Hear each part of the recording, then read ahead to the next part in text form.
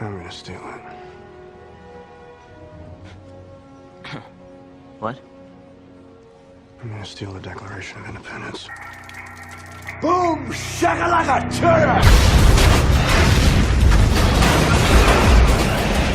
You're out on the floor! Ejectocito, cuz! It worked! I love this part! Please! Come on! Goodbye, Benny. Ladies and gentlemen, welcome back. This is the Millennial Classics with yours truly, Swadik Manyanja Mamburi Makaya. And on this podcast, we talk about the best and most memorable movies, music, and culture-changing events of our generation. Mamburi, how you doing today? I'm doing very good. Doing very good. Of course you are, because today's a good day. Please tell the folks at home what movie are we doing and why is it a Millennial Classic? Blockbuster movie, the greatest boxing movie of the Millennial Classics generation. Creed 2015, Michael B. Jordan, Sly Stallone. Let's do it. Let's do it. I know you just said it's the greatest boxing movies for millennials, but anything else as to why you would consider this a Millennial Classic? It's a beautiful movie. It's because it's a great sports movie. We talked about Remember the Titans, and that kind of starts one bookend. This is the other side. This is the end, and it's just great from start to finish. It modernizes a classic. This is like the original Rocky, the one that got the Oscar. This is the shit. This is the modern version of that, and it was a huge hit. We saw it in theaters together. Yes, and that's one the of kind them, of hype. baby. That's the kind of hype it had, bro. So No, it was real hype though, because I like listen. Yes, I agree with everything you said. I mean, when I was thinking back for the first time I watched it, I was like, yes, watch it in theaters. It was one of those movies you just had to, and it's a fantastic movie to watch in theaters. All these sports movies are fun to watch in theaters, but with the boxing and the hitting, I watched this with my headphones on with the sound canceling, and this shit is legit. First of all, but when I came, we don't need humble brags in your story. Look, listen, there's some duct tape on there. There's no humble bragging for me. There's duct tape on my headphones. Don't worry about my headphones. But I think it's the Millennial Rocky, just like you said, and it's starring the Millennial Brad Pitt. Michael B. Jordan is the Millennial Brad Pitt. He definitely is, and like you said, we need more. You can't just say people are Millennial Brad Pitts. We need more. You, of course it's going to come more. Michael B. Jordan is doing amazing things, and then moving forward, it is featuring Sly Stone. It's a Rocky the OG. It's a sequel. It's the best remake version. And Ryan Coogler, the director, really elevates this. I mean, this is one of those movies where, like, you know, if it was like 2003, it would have been like Wesley Snipes and Sly Stallone, and it could have been bad, you know? So the fact that it's Michael B. Jordan, Sly Stallone, Tessa Thompson, and Ryan Coogler, I mean, knocked it out of the park. At this point, Ryan Coogler he's like a young Quentin. He's like amazing. Stop. What is with you? He's amazing. He's amazing, bro. This dude is amazing. I'm just saying, it's just good things all around. You can tell I have just so much joy and happiness in this movie. It's so uplifting. It's a sports movie. It's good things. But let's get this pod on the roll. Jump with me into my time machine, ladies and gentlemen. Like Maburi said, that this movie came out in 2015. Let me give you the exact date. It came out November 25th of 2015. And let me just tell you a couple of things that were popping in 2015. First and foremost, Hotline Bling was the song of the year. Mm-hmm. Hotline Bling, Drake was popping. I mean, Maburi, when are we going to do a Drake album for Millennial Classics? When is it going to happen? When I die, bro. No, I'm joking. Drake, nothing was the same. Has to be Nothing Was the Same. Of course. That's the only one I go back to all the time. Tuscan Leather. Tuscan Leather. One of the greatest intros of all time, bro. I have to re-listen to that, but I'll take your word. Anyways, the show Empire, that's when it debuted in 2015. Amazing show. Absolutely amazing show. That's peak Terrence Howard. Yes. Hamilton debuted on Broadway. I mean, the movie just came out on Disney Plus the other day, like a couple of months ago during this pandemic. But the original, Broadway play debuted. And then let's just jump to Mamburi's favorite part of the time machine. Mamburi, This is 2015, and I love seeing these movies because it really puts my mindset into that space, into that year. It's blanked a lot. I'm guessing there's a couple Marvel movies in there. So yes, there is a Marvel movie, and it's a big Marvel movie. Is it Guardians of the Galaxy? No, That was it's one of the 2014. Avengers. It's one of the Avengers. It's Age of Ultron. Very good, very good. Okay. And give me something else. And then is there a Tom Cruise Mission Impossible movie? You're lucky today that I got more than 10, and Rogue Tom Cruise's Nation? Mission Impossible, Rogue Nation, correct, was number 11 on that Holy list. shit. Oh, there's another Marvel movie. I'm sorry. There's two Marvel movies, and the other one is this, Doctor Strange? no, it's little. Ant-Man. Anyways, Ant-Man, very good. Ant-Man was number 10. Any more guesses? Oh, let me give you a star. There's What's his Transformers. name? There's a Transformers movie. No, not in the top 10. There isn't. Oh, There's a Leo DiCaprio movie. Yes. The Revenant? Yes, you are right. Good. There's a Bond movie. Okay, Spectre. Very good. I don't want to give any more guesses because you just. How about Tom? What's his name? Not Tom Holland. Tom. There's a Spider-Man Hardy. movie? Hardy. Oh. Hardy. Tom. It's the number one movie that year. Tom Hardy. Great fucking movie. It's not. Okay. Is it Tom fucking Hardy? Yes. Is it?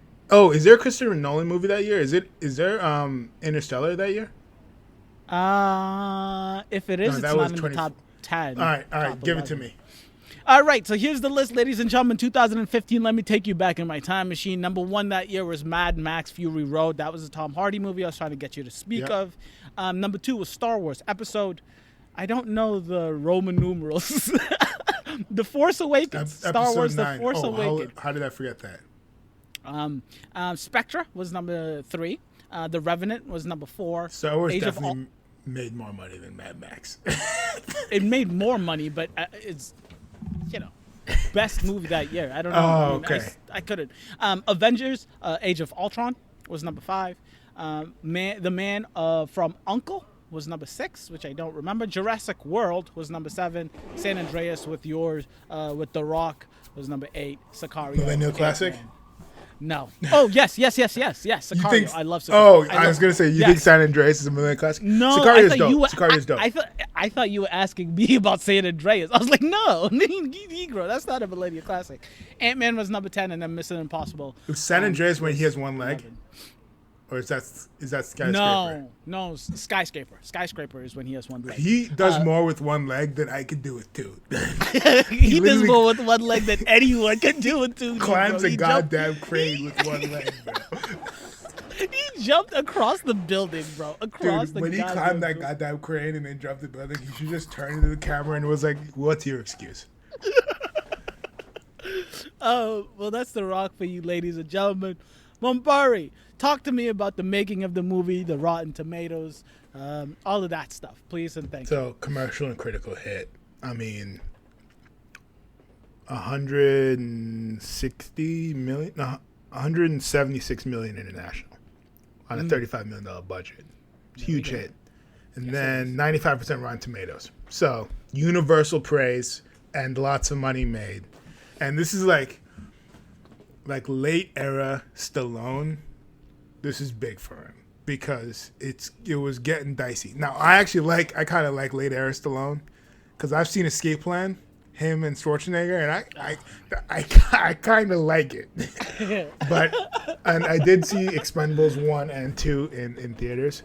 Expendable 1, I really do like. No, I love Expendable 1. I mean, it's a movie for fun, bro. My dad loves that movie. He's like, this is the best. My dad loves that movie. Because my dad we're getting Sorik's dad for Expendables rewatchables. I mean, Expendables Millennial Classics.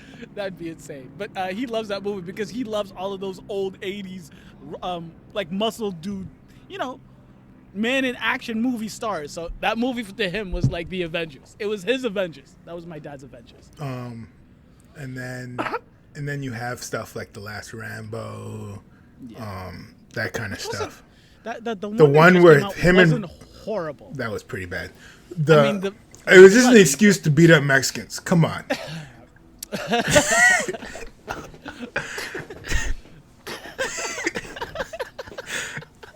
I mean, he speared. He these killed niggas in the every throat, single bro. illegal voter that Trump was going after. He killed every single one of them. Every single one of them. Barbed wire and all. Okay. But Give me some he ratings. did Grudge What- Match what- too. Grudge Match with Robert De Oh, Niro, shit. which Oh, kind I of took one of forgot my about sequel that. ideas away. That's the problem. But yeah. So Stallone won a Golden Globe and got nominated for an Oscar for this. So this is really peak late era Stallone. And that's And I think he deserved it. Bro, I think he deserved it. We'll get to it when we talk about it, but like I really do think he deserved the nomination. It was a beautiful fucking... Yeah, I loved him in this movie. yeah. So I'm ready for the scenes. If you ready, Oh, no, wait. Did you have the Rotten Tomatoes? Because I wanted to know. 95%. I said Oh, I'm universally sorry. praised. Oh, beautiful, beautiful. And Yes. we did watch this together, Yes. and I think It was that kind of movie. Yeah, and It was that kind of movie. And it was one of those movies where you get hype in theater. Like during the boxing scenes, they're so well shot, and the score and music is so good that it just riles you up. It's that good. So In every sense of the way. In every sense of the way. Let's talk about this goddamn, what's it called? The scenes. Let's jump right into this movie, baby. Your favorite scenes. Give me the list, baby. all right. So I love the HBO Sports, the editing in this movie, where they it's good. This is one of my notes, but the stats when they pause the movie for a second and show the stats next to the boxers, it looks so good. It's slick. It's so dope. It's modern and it Yes. looks good. But Yes. the HBO Sports Pretty Ricky Conlon intro video, the 24/7, yeah, I'm a huge Pretty Ricky fan. I've been a Pretty Ricky fan since back in the day, bro. Shouts to Liverpool. Pretty Ricky Collins, yeah. yes. They've been getting these guys on gun charges for no reason, bro. Stop your bullshit, bro. Don't you think it's a little wild, though? You're pulling out a... Wait, what's going on right it's now? actually wild because Lil Wayne just got caught with the gun charge in Florida, I think, and he might get 10 years. And I'm like...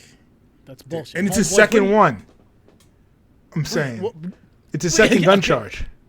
Well, that makes sense if it's your second. I mean, I think you probably should But I'm shy saying- away from I'm guns. saying- If you're a multimillionaire, why don't you That's just what get a I'm security saying. guard? On your second gun charge, I don't know what you tell the judge, bro.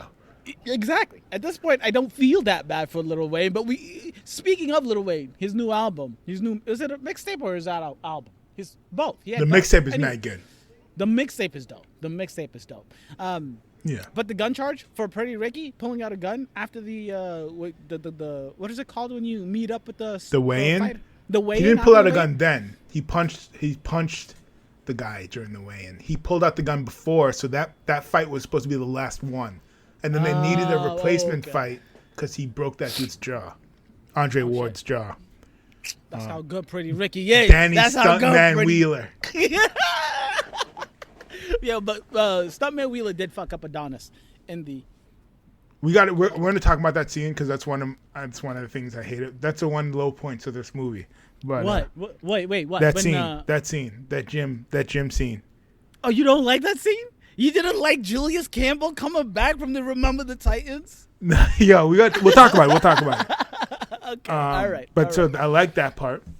Then I like so this is kind of it. It's not one scene because it splits up, but the Chasing Chickens training montage, the first one, love it. Then after that, when he goes training camp, we're gonna do training camp. We're gonna like start drinking eggs, waking up early, following the van, Yes. and then intro to the crew at the gym when they finally move gyms. Yes. And So, then I mean, that's a lot going on, bro. Wait, no. slow That's down. one solid scene. That Chasing Chickens thing was just a brief, like it's like a 30-second. Quick second. Yeah. This Yeah, is I like got one you. solid scene where they get the first fight, and then he's like, "We got to switch gyms. Training camp starts. I'm moving in with you. We're gonna follow the van to the gym, meet the crew." Then he does the one step at a time, one punch at a time, Beautiful. one round at a time. Beautiful fucking quote. There's a lot, and before we talk about those scenes, I just want to say you did skip a lot. That fight, Yeah, I skipped the setting Adonis up the versus fight. the lion. Yeah. No. This is the setup for that fight. Oh, the set. Oh, whoa. No. You're right. Okay. So, okay. Then I agree. And I love when Rocky right before he agrees to train Adonis, when he's sitting at the cemetery talking to Adrian and Polly, I just wanted to mention, I love that scene because it's believable. This dude is lonely. He has no one in his life, and he goes talk to his dead wife and Polly. It's kind of adorable, and I believe it. He goes to the gym, and then he tells Adonis, step into my office, and that's when the training scene montage starts. It's beautiful. It's beautiful. Chasing the chickens. I do want to say, I think Stallone has a real issue with Mexico or Mexicans because they make Tijuana look mad shady in this. And it's like too much of a coincidence where in this movie and Rambo and his stalwart franchises, he's committed to making Mexicans look bad. Murray is adamant on trying to get people canceled during this podcast. He's going out of his way to try to get Sylvester Stallone canceled. I'm a big Sly fan, bro. Ditto, but I did notice that. But let's show a good side of Mexico. You know what I'm talking about? Can I just say this? Yeah. What do you expect from an underground boxing rink in Tijuana? Oh, I want some. Yo, show a nice shot of Tijuana, bro. Tijuana's got some nice shots, you know? Yeah, maybe a margarita. Yeah. Okay. Maybe. I hear you. Back to the goddamn scene. All of the training scenes in this is fantastic. And I love that the progression you see. He doesn't know how to jump rope in the beginning. You see Sly Stallone staring at him like, is this kid serious? Is this the dude who wants me to train him? He says that he's been working his whole life and he can't jump rope. I love that. The progression. I love seeing progression during these montages. And obviously you do see a progression. But in the beginning, he can't jump rope, and then you see him get great at jump roping. In the beginning, he's not running fast enough. You see him run faster. In the beginning, he can't catch the chicken. Then you see him finally catch the chicken. It's beautiful. It's great. It's montage when the way montages need to be. And on top of it, you're right, the score, the music in the background is beautiful. Love that scene. All right, then the first fight, the Lion versus Creed.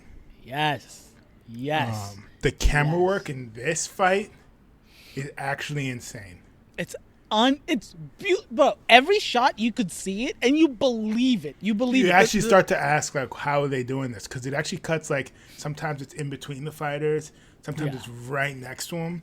But the music is great, and the fight is just a great fight. And and the guy, the dad. The lion, the bitter motherfucker. He always plays such a sleazeball. He was in True Detective season 2. He's like the mayor in that shit. And he always plays such a goddamn sleazeball that you don't trust a word. When he's like, okay, Rock. Yeah, secret safe with me. Yeah, secret safe with me. I'm just like, there ain't no secret safe with this motherfucker at all, bro. Bro, the dude comes off so fucking bitter from the get. He's like, Rock, look at my son. Look at him. He's 12-0. He's perfect. You should train him. The dude's a fucker. But no, the fact that Adonis wins the way he wins is kind of great. It is a great scene, and it's hard to describe more of the fighting scene. But if you just actually sit down and watch it, it's like a beautiful fighting scene. Yeah, there's a lot of boxing. Like into boxing to like it. Yeah, there's a lot of boxing movies, and this is like done really. This what I'm talking about. This is Ryan Coogler, Quentin Tarantino in the making, baby. Listen, I'm telling you something. All right, next scene.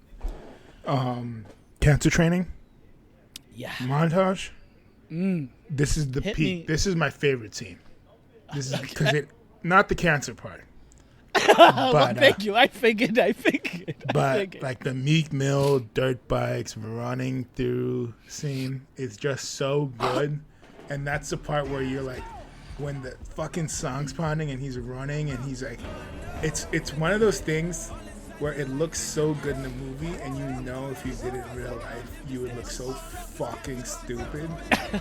Like even if you had your AirPods in and you're running, listening to Meek Mill, and you're doing like people would be like, that dude's a psycho. But this dude's got dirt bikes going around. Rocky's at the window, and it's so. It looks beautiful. I literally wrote down in my notes, and I agree. There's no secret in this one. It is also my favorite scene.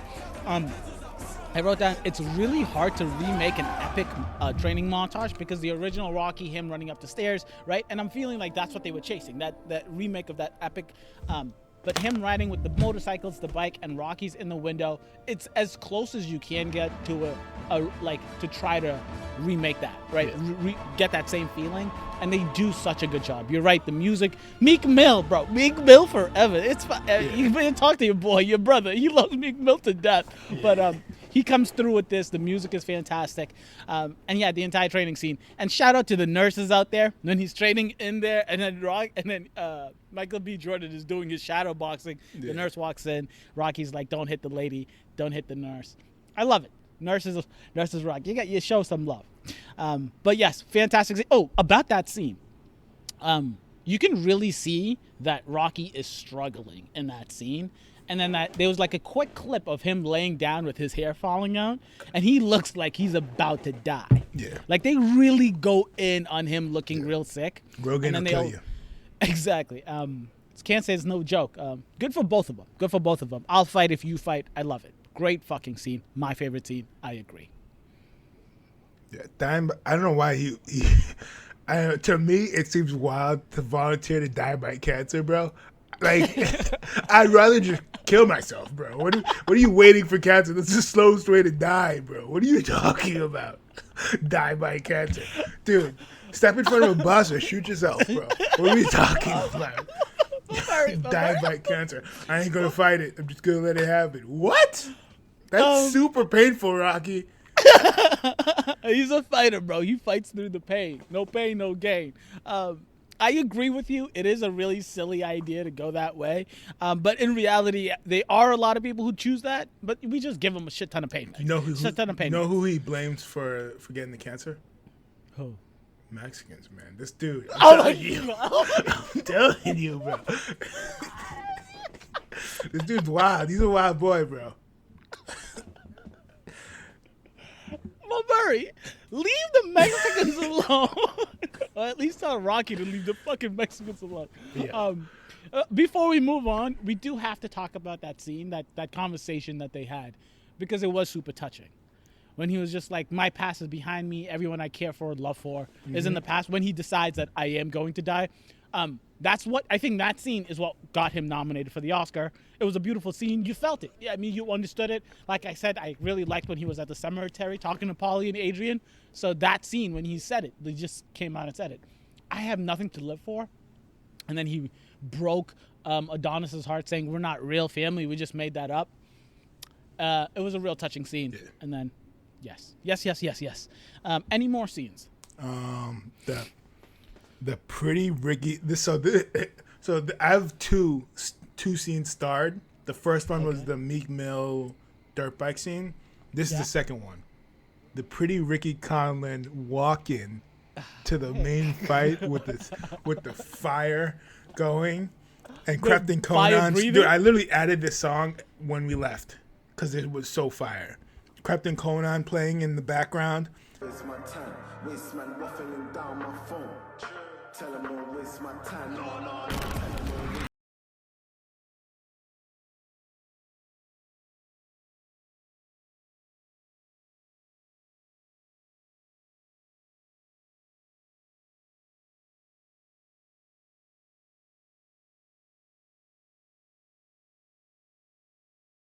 Whole world, I'm a born sinner, be poor liquor. Girl, come over, it's all jigger. Chicks wanna hard, can't be my baby mama, cause I don't need that drama, unless she Rihanna. This is the last time the stat pause happens. Yes. And it pauses, and it's like 36-0-0, 28 knockouts, #1 fighter in the world. And you're just like, dude, I know this is a Creed movie, but if I had to put money... And you would have made that money. You would have made that money. Spoiler alert. I don't hate you. I respect it because it is so badass. And like when you are like, and I get why you would download that song right after leaving, because listening to that song or that entrance full blast, like loud in the theater would be fucking epic. It was so sick, and it was way. But I mean, like, shouts to Tupac, but that was just a bad walkout song, bro. Oh yeah. I mean, compared to Pretty Ricky, yeah, you can't compare. And then Well, what did I want to say? Oh, but I did have to say this about Pretty Ricky. He doesn't look. I mean, you know how when you look at Mayweather and you're like, do you even work out? Pretty Ricky some doesn't. heavyweights like that. It's like that. The what's it? The gypsy guy, the heavyweight now. Oh yeah. The dude who beat. I know who exactly you're talking about, but like he's also He beat the bronze 300,000. bomber. Yeah, he's like 6'7". But we also when you're talking about Watkins, because that dude came out in like a full fucking Gundam suit and walked out. And I gotta say, in terms of walkouts, I think Pretty Ricky shows that less sometimes is more. Yeah. I don't think you need the whole fucking Transformers suit. I think like With the spikes on pyrotechnics, some smoke, and then a dope song goes more than fucking huge costumes. Builds the tension. You can see something that's nice and exciting, and then you just come out ready to rock and roll. I agree. And last thing about that scene, you're right with the stats. 36-0. If you look up any boxers, that's like Mike Tyson at his prime stats. I mean, that's and even Tyson had some L's, bro. This shit is like this never happens for heavyweights though. Pretty Ricky is the real fucking deal. You're right. This is like Floyd going to jail, bro. And this would be his last fight. No, that's what this movie would be like. Exactly. He went like 50-0, but yeah. Yeah, but watching Floyd fight is really not that exciting. Any more scenes? But I think you said that was your last one? Yeah, no. There's the actual fight. The Pretty Ricky versus say. Adonis Creed. Shouts to Max Kellerman. This is the best Max Kellerman I've seen, bro. Because him getting beat up by Stephen A. on a daily basis is hard to watch. It's hard to watch. I can't watch it anymore. So shouts to Max because he, I know he actually likes boxing a lot. So and he commentates on boxing. Yeah, he's the commentator. Yes. So this fight, this fight is the climax. Has a lot going on, and there's two moments that are important in this fight. The first is the second round when you're waiting for it the entire time. You know there's a point where Creed's gonna get Creed spends the first round getting fucked up, and you know there's a point in time where Creed's gonna turn the tide a little bit and start to get in the fight, and it happens in round 2. That first punch from Creed, and the movie changes. And then and then it starts building the energy, and then it starts building through the rounds, and it does that little montage where it's like round 5, round 6, round 7. But when you get to round 12, you see how bloody both these guys are, and the music's playing, and Conley goes down at the end of the 12th, but gets back up, and you're like, damn, it was close. It was close. And I like that. I like that a lot. Yes. He's Rocky Balboa, going upstairs like he's Apollo Creed. Closing seconds of the fight. Exactly, and I respect movies where they have the protagonist lose or not get everything, win everything, and this is a perfect case, and that's exactly how it happened for Rocky, right? A fantastic ending.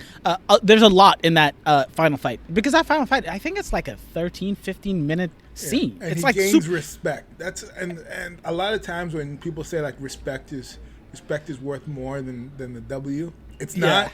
But it's a close second. It's a close second. And at the end, when Conlon's like, "You're the future of the division," and I'm like, okay. Right? But about that scene, first of all, Mama Duke sending the trunks. I love that. I love it. Watching everybody watch the fight. Cleaned or some shit, bro. What? And she must have had like mothballs and shit, because that shit was looking crispy after decades. Damn. Okay, all right. I'm happy you're thinking about the details, all right? All I'm saying is, when Creed gets up, I love the quote of the commentator. I don't know if it was Max Kellerman. When he gets up from getting knocked down, and he's like, he gets up like a man possessed. I love that. And then he legitimately, he literally gets up like a man possessed. And then I've seen a crackhead go up just like that. And then last thing, I'm sorry. Last thing about that. Right before the 12th round, when he's like, I have to prove that I wasn't a mistake. I don't know, like, it didn't hit the way I thought it should have hit. I was like, little heavy-handed. I was like a little bit. He's sort of gonna be like, nigga, just pick up your gloves and fight, motherfucker. This ain't therapy, motherfucker. I'm just saying, it's just like technically you were a mistake, but I'm happy. I'm happy. Great scenes, Mumbari. There's very few times where you pick all the scenes that I have listed. Yeah. Every single scene that you mentioned, I have, and you have nothing missing. None of the scenes that I have on my thing are missing. Do you have a worst scene? Because we both said, both of you, us agree that the best scene is the Creed motorcycle, meaning Rocky. Not a lot of fat on this to kill out. The Bianca scenes are, I think they're as good as you can get. As they can get. Agreed. So, I don't know. I think it's pretty good. I do think it's pretty good. I do have it listed. It's just that the conversation at the diner, I just don't like Bianca's. This is a John. I hate. This movie's a John. This podcast is a John. Millennial Classics is a John. It's a John. It's a John. I don't like her accent, so that was. Is it not believable? It's no, bro. Maybe I've never lived in Philly. I don't know people from Philly, so maybe that's what they sound like. But it doesn't sound like that's what they sound like. It's like, see, these is John's. This is a John. This restaurant was sitting in. This is a John. You're a John. I mean, you know what I mean? Like, it's not believable. Her accent is not believable, and they were forcing it. It's like if they made a movie about Boston and it's like, I parked the car. I'm like, don't stop. Just don't. And the cheesecake's a little heavy-handed. They make it sound like niggas just inhale cheesecakes every fucking. I hear you. But yes, that was probably my least favorite scene. We have the worst scene. Quotables. Do you have any quotables? I've got a couple that we actually didn't mention. Do you have any? The one step, one punch, one round. I like that. Yes. It's a good one. Fantastic one. So these are a couple. I obviously have the one step, one round. This is one of the scene when they were talking. If I could, and I love when Rocky was telling him once he got diagnosed, if I could take everything that was good and put it in a bowl or something, to spend one more day with my wife, I'd do it. I would die a happy man. I love that. This guy, that first training scene, this guy staring in the mirror is your toughest opponent. I believe that in boxing, and I do believe that in life. I'm gonna leave you two alone once they get shadow boxing. I love that. That bell don't mean school's out, Danny. Oh, Donnie. I'm sorry. That's bell don't mean school's out, Donnie. Get back to work. That bell means hell. And then Julius Campbell. We're not dancing. We're not singing. We're fighting. Those are some of my favorite quotes in this movie. We'll talk about Julius. Yes. But let's do MVP. MVP. Oh, this is good. This is good. I think it's Stallone. It's hard to say it's not Stallone. Creed Adonis obviously does his job, and he does a great job at doing that. But Stallone goes above and beyond. But Stallone's what makes it Creed, though. That's the thing. Stallone's Exactly. character. It really does. It really does. Can I ask you this, though? What? This is a question I had till the end, but do you believe, Stallone, that Apollo won that third fight? Yeah. I think you do? I think look at them is what I was going to say. Look at these motherfuckers. Yes. But yeah, no, you're right. So Stallone carries. I love all of his quotes. He seems like a great fucking coach.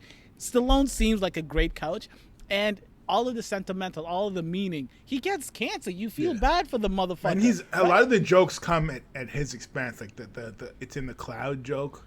Yeah, and that kind of shit, and he pulls it off really well.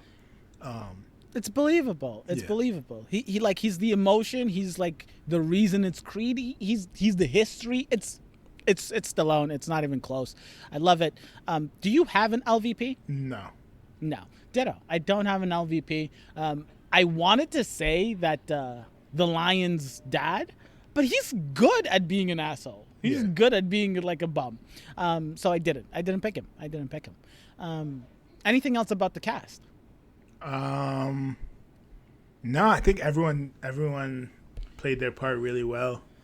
So I know we just talked about Tessa and her accent. How'd you feel about the relationship? How'd you feel about that? Pretty good. I thought so she's a singer, and I kind of like how she's doing her own thing. Yes. And just comes by, and it's a job where she can like just pop in for a boxing thing and come back, and she's got the ear thing going on. But that playing music loud shit, I don't know. I don't care how deaf you are, bro, but that's just rude, bro. Like, and she just never mentions it. She looks at him like he's a problem, and that's the one thing I fucking can't stand when someone's doing some shit wrong, and then you tell them to just turn it down, and they look at you like you're the motherfucker, and I'm like, yo, I'm sorry, what the fuck is going on here? What do you want me to do? Put headphones on, you deaf? No, man, no. But seriously, bro, you can't be blasting fucking music in speakers if you're deaf, right? It's probably not helping the deafness, you know. I'm not even caring about you. It's just like you know, like if you can't hear shit, you have to turn shit up even louder than it needs to be. Of course. So now your neighbors are listening to shit that fucking they don't want. They don't want to. Yeah, they don't want to. What did I want to say about her? I did actually like the music that she was singing, and I don't know if it was like originally made or whatever. It's her shit. But She actually sang and wrote them. It's dope. Adonis's mom, I love her as just an actress. She does, like, whenever she's on screen, she's not trying too hard. She's not trying to like take the movie, make it about her. She does exactly as much as she needs to. You don't see her acting, you believe her. I really do enjoy. I don't get why he was like, I've just been doing this shit solo. Like, you can't find any gym ever. No, the thing is, his mom. So the reason that Campbell wouldn't train him is because his mom made it very clear to all of the boxing people, my son is not going to box like his dad. That's why. Like, it was very obvious. You're not going to fight. I don't want you to fight. Your dad. Yeah, you can find one fucking hole in the fucking wall gym to train at, though. Of course you can, but if you go to a hole in the wall gym, you're going to have a hole in the wall coach, or you're gonna just do it. Yeah, yourself. but it's better than having no coach, dude. That's what this dude is doing. He's doing no coach, driving to Tijuana to fight motherfuckers. That seems like the worst option out of anything. It probably is. I'm not gonna argue with that. And while we're on that, let's talk about that Campbell gym experience because he at put up his Mustang, gym, Negro. He put up his Mustang, and all I'm saying is this motherfucker knocked out the number 6 light heavyweight in the world, and the other guys are just like, nah, you can't train here. Can't train here. The number 6 fucking light heavyweight in the world. What is everyone here smoking, bro? This dude trained by himself and knocked out the number 6 light heavyweight in the world. He's 15-0 in Tijuana, bro. Like, what the fuck are these guys talking about? But he also got fucked up in the first round, 30 seconds in. By the number 2. I got you. By my count, that puts him between 2 and 6. Let's slide him into number 4. Well, congratulations. I like your math. I like your reasoning. But Julius Campbell is honest, and he sticks to his word, and he's not going to go against what Mama Duke said. And he had to come over to Philly. He had to come meet Rocky some way, somehow, and they made it happen. Okay. The remake. Let's one last note is... Please. I just don't think the food at Adrian's, the restaurant, is any good. There's no chance it's good. There's no chance it's good. Why? I think there's too many pictures on the wall for the food to be good. Right? There's too many pictures on the wall. Stop it. There's too many pictures on the wall for the food to be that good, bro. When there's too many pictures, the food's trash, bro. Okay. I don't believe this. Okay. When there's too many pictures on the wall, when you at a restaurant and you look around and the entire wall is pictures, the food is trash, bro. You're at the wrong restaurant. I'm going to have to start noticing this because I don't know any restaurants where I look around. If the decor is I'm going to stuff this fucking restaurant with pictures of myself, the fucking food is trash, bro. All I can think about is that place in Newton with those big burgers that was on like the Phantom Chef show. They had all of the pictures on the wall and they had the best sandwiches. You know, the Godzilla burger, whatever place. I forgot the name of that place in Newton. The one in Chestnut Hill? Yes, yes. There was a couple pictures, but it's not like Adrian's. Adrian's is literally my these God. motherfuckers. Every single area is covered with a picture. All right. I'll take you for your word. This brings us to the remake. Yes. So here's the issue with doing a remake type of deal. Of a remake, yes. It's that this motherfucker has literally made it his life mission to do this already. He's done Grudge Match. He's done 6 Rocky movies. He's done every 2 Creeds.